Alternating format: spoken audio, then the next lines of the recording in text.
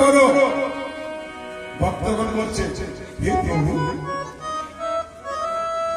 আমরা তো হরিনাম করতে চাই, কিন্তু জগায় বাধায় ভয়ে আমরা হরিনাম করতে পারি না। মহাপ্রভু বলেন, চিন্তার কারণে, তোদের চিন্তার কারণে আমি আছি। এই বলে মহাপ্রভু নবদ্বীপের ছোট ছোট জাতিকে নিয়ে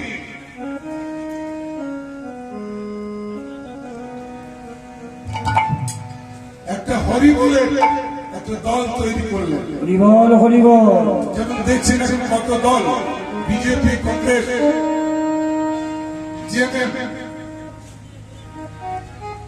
তো তিনিও তখনকার দিনে একটা দল তৈরি করলেন। যেমন একটা রাজনৈতিক পার্টি চালাতে গেলে তাদের ক্যাডারের প্রয়োজন হয়, কার্যকর্তা থাকে, তা তিনিও ক্যাডার তৈরি করলেন। ভয় পেলে চলবে না, মার খেতে হবে, কিন্তু আমরা মারব না, আমরা মার খেয়ে হরিনাম বিতরণ করব। কতজনকে মারবে? একদিন না একদিন এই আতঙ্ক শেষ হবে। যখন আমাদের দেশে ইংরেজের শাসন ছিল, ইংরেজরাই দেশের মালিক ছিল, অত্যাচার করত আমাদের ভারতের উপর। ভারতের মানুষ বিরোধ করত, কিন্তু পুলিশ দিয়ে পেটাত, কিন্তু তবু ভয় পায়নি। অনেক মার খেয়েছে, অনেক লোককে গুলি করে মারা হলো, তবু এই দেশের লড়াই থামল না। ইংরেজদের একদিন না একদিন এই দেশ ছেড়ে চলে যেতে হবে। যখন মানুষের মধ্যে জাগরণ আসে, মুক্তির সংগ্রাম নিয়ে যখন এগিয়ে যায়, ভয় পায় না। আমরা মরব, আমরা জীবন দিব, আমরা রক্ত দেব, তবু স্বাধীনতা চাই। স্বাধীনতাই আমাদের একমাত্র উদ্দেশ্য। মনে নেই সেই সংকল্প নিয়ে মহাপ্রভু বলেন, দল তৈরি করলেন।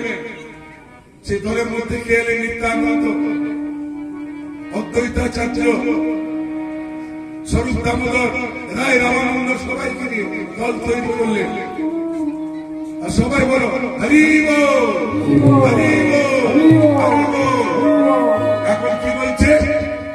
বন্দে মাতরম, বন্দে মাতরম, জয় শ্রীরাম, জয় শ্রীরাম বলে সবাই এগিয়ে যাচ্ছে অনাচারের বিরুদ্ধে, অত্যাচারের বিরুদ্ধে।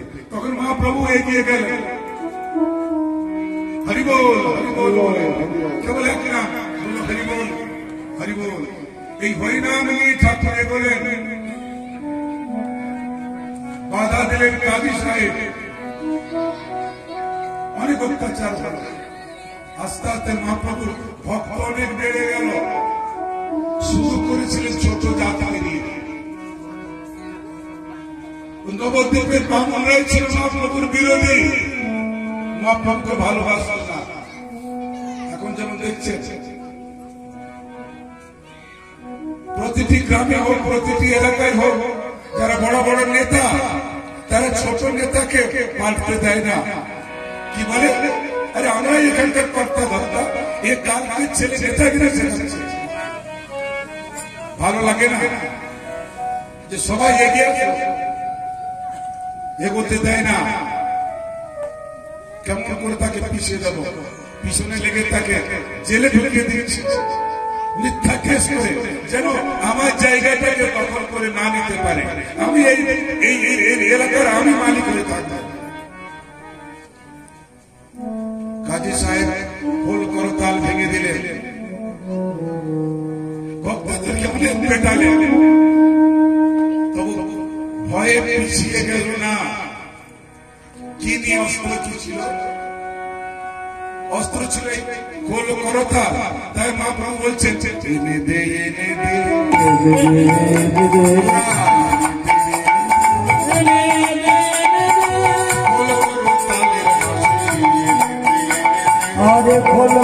কালের বাঁশি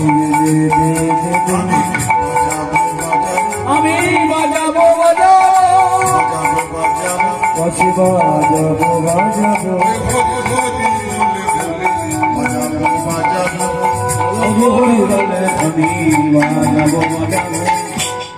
এই কলিকালে বাঁশি তো নেই গো, বাঁশি ছিল দাপট যুগে।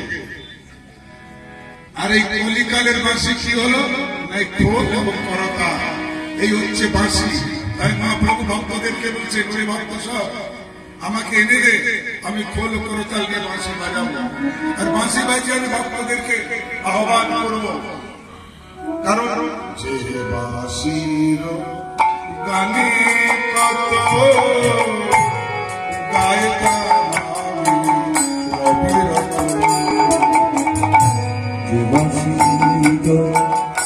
গানে কত গাইতাম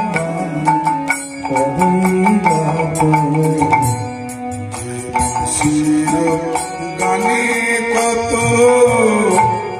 গাইতাম অবিরত, যে বাঁশির গানে কত গাইতাম আমি অবিরত। মনে জানো জানো না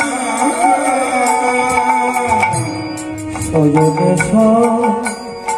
মনে জাদু জাদু না সয়নে সনে জাদু না জাদু না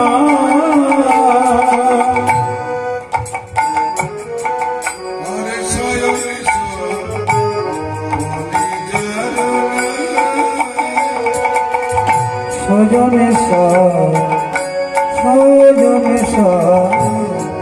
সজনে জানো না যেন রাধা বলে রাধা রাধা বলি রাধা বাজিত রাধা রাধা বলে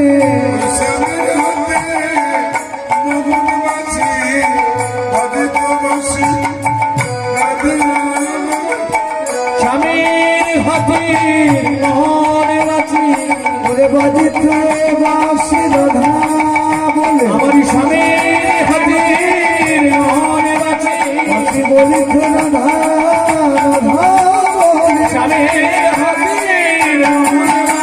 বাজিত রাধা রাধা বলে স্বামীর হাতে মোহন বাঁচি বাজিত রাধা রাধা বলে স্বামীর হাতে বাঁশি বাজিত রাধা রাধা বলি স্বামীর হাতে মোহন বাঁশি বাঁশি বাজিত রাধা রাধা বলি স্বামীর হাতে মোহন বাঁশি বাজিত রাধা রাধা বলি বাজিত রাধা।